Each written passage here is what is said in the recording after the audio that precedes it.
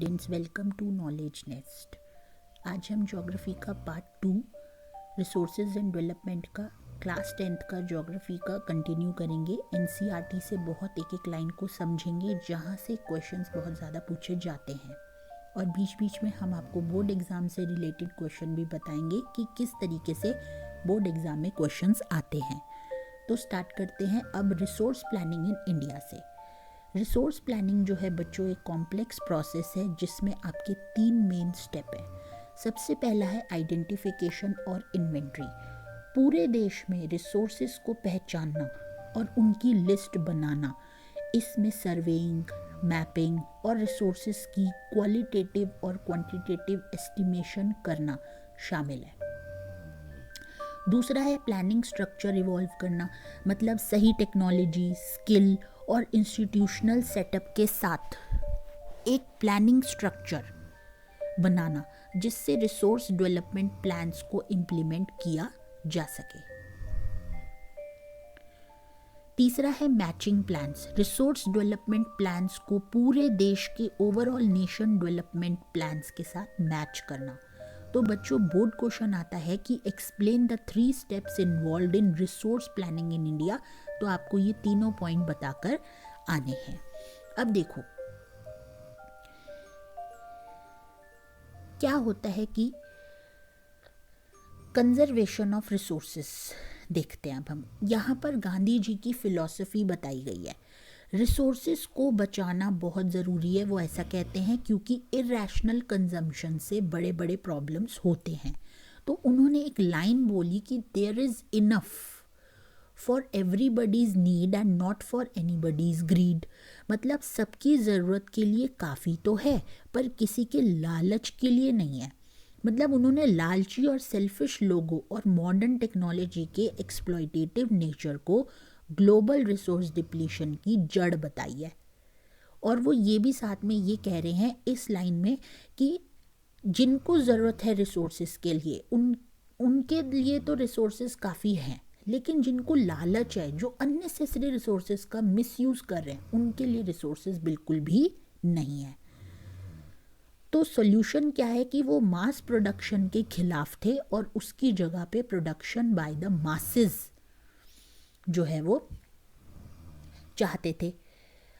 अब international contribution हुआ, जैसे कि सबसे पहले क्लब ऑफ रोम जो 1968 ने, फिर स्क्यूमैचर ने स्मॉल इज़ ब्यूटीफुल 1974 में, और ब्रडंटलैंड कमीशन रिपोर्ट 1987 में सस्टेनेबल डेवलपमेंट के कंसेप्ट को यहाँ पर लाया गया। तो बोर्ड एग्जाम में बच्चों क्वेश्चन उसी लाइन पे आता है कि there is enough for everybody's need and not for anybody's greed, जो गांधी जी ने ये लाइन कही थी in context of resource conservation, और उसकी रूट कॉज भी बताने हैं जो कि गांधी जी ने बताए रिसोर्स डिप्लीशन के बारे में। अब हम पढ़ते हैं लैंड रिसोर्सेज। देखो लैंड एक बहुत ज़रूरी नेचुरल रिसोर्स है, हम इस पर ही रहते हैं, खेती करते हैं और ट्रांसपोर्ट सिस्टम भी इसी पर डिपेंड करता है। लैंड की क्वांटिटी लिमिटेड है, इसलिए इसका यूज़ केयरफुली हमें करना चाहिए। इंडिया में ज़मीन अलग अलग फीचर्स में अवेलेबल है। जैसे देखो इंडिया के अंदर वेराइटी ऑफ रिलीफ फीचर्स हैं लैंड के। कैसे? प्लेन्स है, जैसे जो मैदान होते हैं उसका टोटल एरिया का 43% है, खेती और इंडस्ट्रीज़ के लिए ये अच्छा है। माउंटेन्स, पहाड़, टोटल एरिया का 30% है। नदियों को साल भर पेरेनियल जिसे बोलते हैं वो पानी देते हैं। टूरिज़्म और इकोलॉजिकल बैलेंस के लिए इम्पॉर्टेंट है। प्लेट्यूज़ जो पठार होती हैं, टोटल एरिया का 27% है। इनमें मिनरल्स, फॉसिल फ्यूल्स और फॉरेस्ट का रिच रिजर्व होता है। तो describe the distribution of the main relief features of India आ जाए और उसकी इंपॉर्टेंस पूछा जाए एज लैंड रिसोर्स, तो आपको यही आंसर बता के आना है इस पूरे पैराग्राफ का।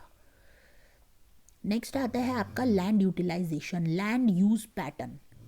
मतलब लैंड का यूज़ फिजिकल फैक्टर्स जैसे कि क्लाइमेट, टोपोग्राफी और ह्यूमन फैक्टर्स जैसे कि पॉपुलेशन डेंसिटी, टेक्नोलॉजी, दोनों पर डिपेंड करता है। तो उसकी कैटेगरी क्या है?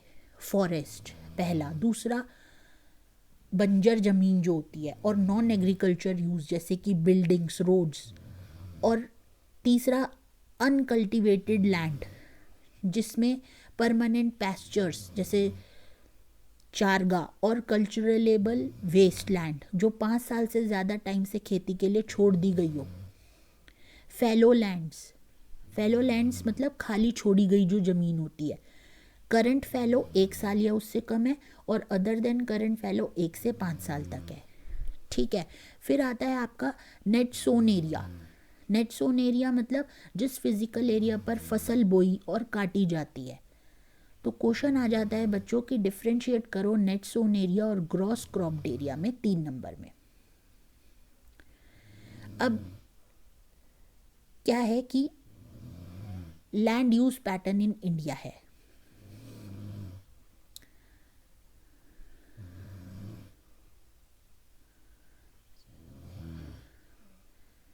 तो यही जो है सारा आपको बताया गया है इसमें। अब लैंड डिग्रेडेशन देखते हैं and conservation measures.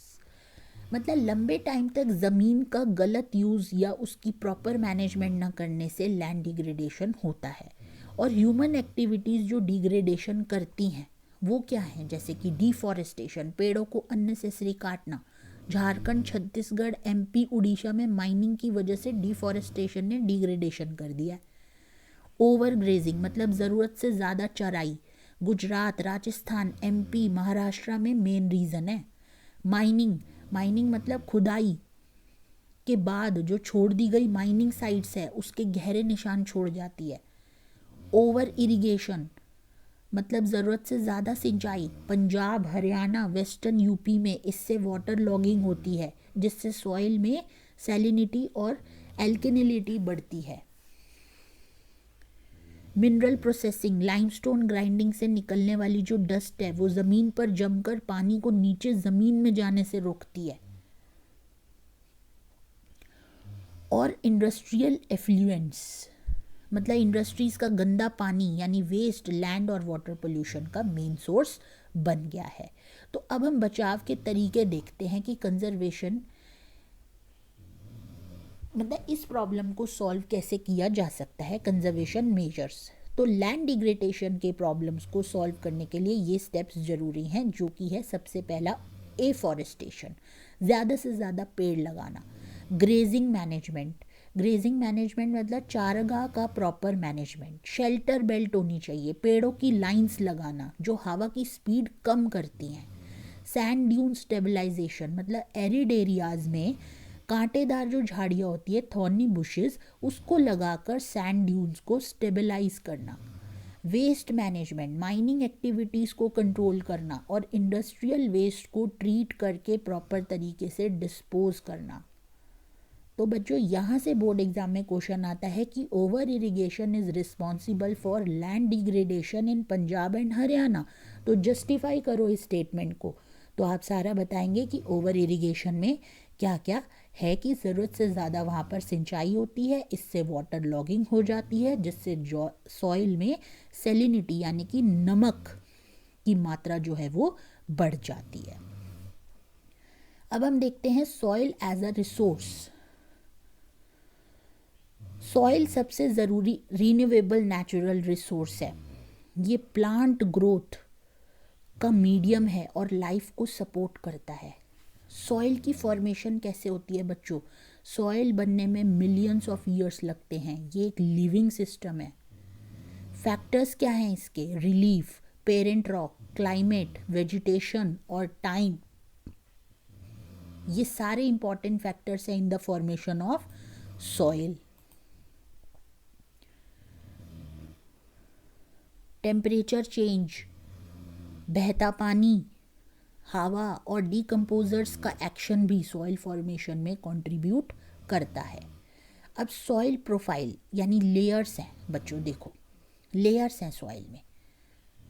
Upper soil layer जिसको हम टॉप सॉइल कहते हैं, सब सॉइल जिसे हम क्या कहते हैं, सेकंड वाला स्टेज होती है, सबस्ट्रेटम, और अनवेदर्ड पेरेंट बेडरॉक। तो बोर्ड में क्वेश्चन आता है कि why does soil formation take a long time? तो ऐसे फैक्टर्स बताओ जो सॉइल फॉर्मेशन को अफेक्ट करते हैं। तो आपने सारे बता देने हैं जो अभी हमने ऊपर ये पैराग्राफ में पढ़े हैं। तो नेक्स्ट हम देते हैं बच्चों क्लासिफिकेशन ऑफ सॉइल। तो बच्चों देखो, ये जो लेयर्स हैं, ये सबसे पहला है टॉप सॉइल, अपर सॉइल लेयर। ये सबसे ऊपर की लेयर होती है। सॉइल जो है वो एक लिविंग सिस्टम है और इसमें ऑर्गेनिक यानी कि ह्यूमस और इनऑर्गेनिक मटेरियल्स दोनों होते हैं। दूसरा आता है आपका सब सॉइल। ये टॉप सॉइल के ठीक नीचे वाली सब सॉइल है। इसमें वेदर्ड रॉक्स जैसे टूटे हुए पत्थर, सैंड, सिल्ट और क्ले होते हैं। ठीक है। और थर्ड है सबस्ट्रैटम। इस लेयर में वेदर्ड पेरेंट रॉक मटेरियल होता है, मतलब ये वो मटेरियल है जो टूट चुका है लेकिन अभी भी रॉक काफ़ी हद तक पहचाना जा सकता है। और लास्ट लेयर होती है बच्चों अनवेदर्ड पेरेंट बेड रॉक। ये सबसे नीचे की लेयर है। ये वो बेड रॉक है जो अभी तक वेदर यानी कि टूटी नहीं हुई है। तो याद रखना कि सॉइल सिर्फ कुछ सेंटीमीटर की डेप्थ में भी बनने में मिलियंस ऑफ ईयर्स लग जाते हैं सॉइल को। इस प्रोसेस में टेम्परेचर चेंजेस, रनिंग वाटर, हवा, ग्लेशियर्स और डीकम्पोजर्स जैसे फोर्सेस ऑफ नेचर हेल्प करते हैं। तो अब हम बच्चों पढ़ते हैं क्लासिफिकेशन ऑफ सॉइल। इंडिया में अलग अलग क्लाइमेटिक और लैंडफॉर्म फीचर्स की वजह से कई तरीके की सॉइल्स पाई जाती हैं। तो सबसे पहले हम पढ़ते हैं एलुवियल सॉइल, जिसको हम जलोद मिट्टी भी बोलते हैं। इसकी लोकेशन क्या है कि ये सबसे ज़्यादा फैली हुई और फर्टाइल सॉइल है। पूरा जो नॉर्दर्न प्लेन है, जो इंडस है, गंगा है, ब्रह्मपुत्रा है, इससे बना है। ईस्टर्न कोस्टल प्लेन के डेल्टाज में भी मिलती है ये सॉइल। अब ये कॉम्पोजिशन क्या है, ये किस किस चीज़ों का मिक्सचर है? ये जो मिक्सचर है बच्चों आपका सैंड, सिल्ट और क्ले का मिक्सचर है। अब बच्चों इसके भी जो है ना टाइप्स है एज के बेसिस पर, बांगर और खादर। बांगर मतलब ओल्ड एलुवियल, ज़्यादा कंकर जो नोड्यूल्स होते हैं जैसे कैल्शियम डिपॉजिट यहाँ पर होते हैं, और ये कम फर्टाइल जो है वो सॉइल होती है बांगर। और खादर जो है ये न्यू एलुवियल है, फाइन पार्टिकल्स इसमें ज़्यादा होते हैं और ये ज़्यादा फर्टाइल होती है। तो फर्टिलिटी अगर हम ओवरऑल एलुवियल सॉइल की देखें तो ये काफ़ी फर्टाइल होती है। पोटैश, फॉस्फोरिक एसिड और लाइम भी अच्छी क्वांटिटी में इसमें होता है। और ये कैसे कैसे क्रॉप्स के लिए फ़ायदेमंद है, जैसे कि शुगर केन, पैडी राइस होता है, wheat and other serial and pulse crops इसके लिए आइडियल है। अब सेकंड हम देखते हैं ब्लैक सॉइल, जिसको हम ब्लैक कॉटन सॉइल भी कहते हैं, रेगड़ मिट्टी। इसकी लोकेशन है डेक्कन ट्रैप यानी बसाल्ट रीजन में, जो लावा फ्लो से बनी है। महाराष्ट्र, सौराष्ट्र, मालवा, एमपी और छत्तीसगढ़ में फैली हुई है। नेम क्या है इसका? रंग काला होता है। ब्लैक कॉटन के लिए ये सबसे ज़्यादा आइडियल होती है, इसलिए ब्लैक कॉटन सॉइल भी इसे कहते हैं। तो इसका बच्चों फीचर है कि ये क्लेई मटेरियल से बनी हुई होती है और इसमें मॉइस्चर होल्ड करने की कैपेसिटी बहुत ज़्यादा होती है। इसी वजह से ये कॉटन के लिए काफ़ी आइडियल मानी जाती है। गर्मियों में बच्चों क्या होता है, जैसे आप देख रहे हैं इस पिक्चर में भी, कि गहरे क्रैक्स पड़ते हैं जो एरेशन में हेल्प करता है। गीली होने पर चिपचिपी ये हो जाती है, स्टिकी हो जाती है। ठीक है। तो बोर्ड में बच्चों क्वेश्चन पूछा जाता है कि black soil is also known as black cotton soil, explain why, what is its characteristic feature regarding moisture. तो आपने बता देना है कि उसको ब्लैक कॉटन सॉइल क्यों कहते हैं, क्योंकि उसका रंग ब्लैक होता है और दूसरा वो कॉटन के लिए सबसे ज़्यादा आइडियल है।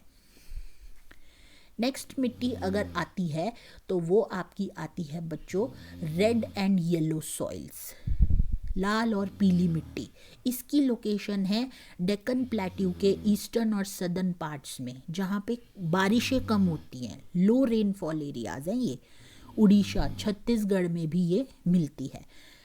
कलर क्या है? क्रिस्टलाइन और मेटामॉर्फिक रॉक्स में आयरन के डिफ्यूजन की वजह से रेडिश कलर आता है। रेड कलर क्यों है? क्योंकि इसमें आयरन की मात्रा बहुत ज़्यादा है।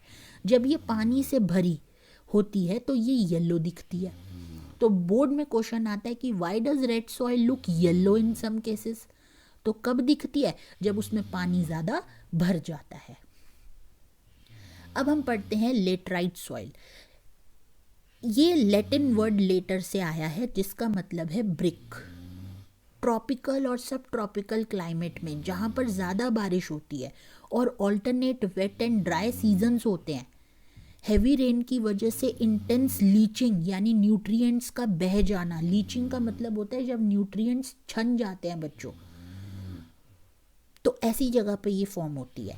इसका फीचर क्या है कि ये काफ़ी एसिडिक है, मतलब इसका पीएच लेवल जो है वो 6 से कम है और न्यूट्रिएंट्स में कम होती है। अब ये कहाँ कहाँ पर यूज़ होती है? कर्नाटका, केरला, तमिलनाडु के हिली एरियाज़ में कंजर्वेशन मेथड से टी, कॉफ़ी और कैश्यू नट की खेती के लिए ये काफ़ी यूज़फुल है। आपको ये चीज़ याद रखनी है। नेक्स्ट आती है आपकी एरिड सॉइल्स। देखो, इसकी लोकेशन है ड्राई क्लाइमेट एरिया। ये रेड से ब्राउन कलर में हो जाती है, जैसे वेस्टर्न राजस्थान के एरिया में ये ज़्यादा पाई जाती है। सैंडी यानी रेतीली जिसे हम बोलते हैं, और सेलाइन यानी नमकीन होती है। हाई टेम्परेचर और इवेपोरेशन की वजह से इसमें ह्यूमस और मॉइस्चर की कमी होती है।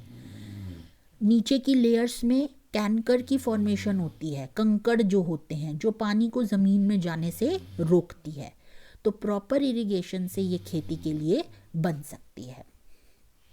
अब नेक्स्ट देखते हैं हम फॉरेस्ट सॉइल। फॉरेस्ट सॉइल मतलब वन मिट्टी।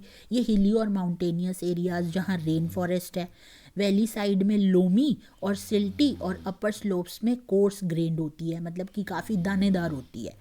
और ह्यूमस कैसा है कि स्नो कवर्ड एरियाज में ये एसिडिक होती है और ह्यूमस इसमें कम होता है। नेक्स्ट हम देखते हैं soil erosion and soil conservation. अब ये क्या है? सॉइल इरोजन क्या होता है बच्चों? सॉइल कवर का हट जाना और फिर पानी या हवा से बह जाना सॉइल इरोजन कहलाता है। जब इंसान की एक्टिविटीज़ जैसे कि डिफॉरेस्टेशन, पेड़ों को काटना, ओवर ग्रेजिंग से सॉइल फॉर्मेशन और इरोजन का नेचुरल बैलेंस जो है वो पूरी तरीके से बिगड़ जाता है, तो इरोजन तेज़ हो जाता है। ठीक है, तो अब टाइप्स ऑफ इरोजन है, जैसे गुली इरोजन। गुली इरोजन मतलब बहता पानी मिट्टी को काटकर गहरे चैनल्स यानी गुलीज बना देता है। इससे ज़मीन खेती के लिए बेकार हो जाती है, बैड लैंड। और चंबल बेसिन में इन्हें रेवाइंस कहते हैं।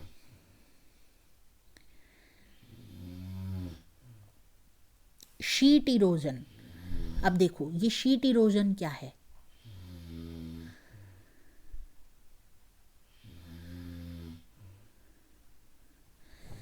शीट इरोजन है बच्चों जब पानी ढलान पर एक शीट की तरह फ्लो करता है और टॉप सॉइल को बहाकर लेकर चला जाता है, तो उसे कहते हैं शीट इरोजन।